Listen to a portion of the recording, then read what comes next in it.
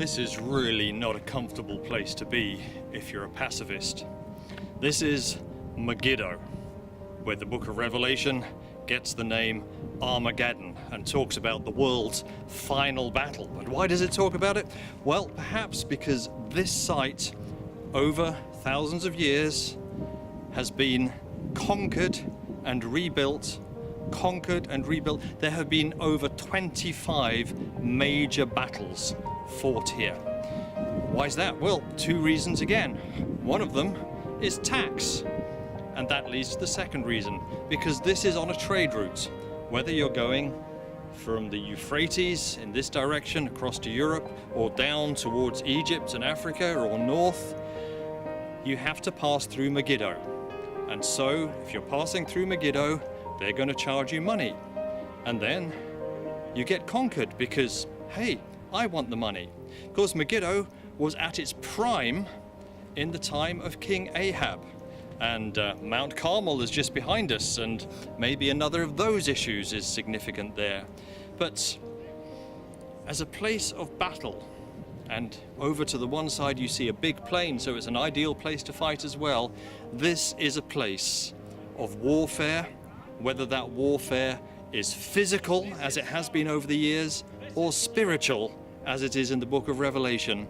This is a place to consider what that book, what the Bible is saying about spiritual warfare in our lives and in end-time history.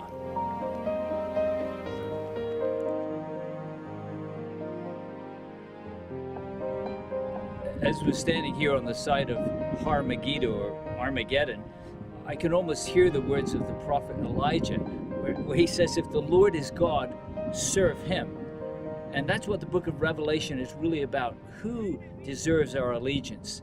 Who deserves our worship? And if it's God, the prophet would say, then serve him.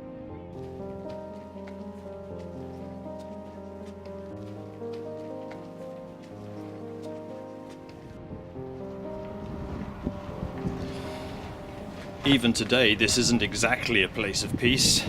While we've been recording, there have been fighter jets coming overhead. We hope they're there just practicing, but we're close to neighbors of Israel and they're not great friends with each other. And so, you know, yet again, there could be another war. The most recent one that involved Megiddo was, of course, 1948 and the War of Independence. And where the Israelis push the Arab nations out. And from that, when you look down in the valley, you will see kibbutz. There's just one or two palm trees up here. I don't know how they survive in the heat of this place. But down in the valley, there's kibbutz, and the first kibbutz were actually set up by Jewish communities that were survivors from the Holocaust. And so actually quite a fitting place for them that have come out of the horrors of war to go into what they see as their homeland and hopefully a place of peace. But with Armageddon, peace is perhaps a difficult word, yet a moving place for us to be. Today, the Israeli flags are flying, the kibbutz are operating.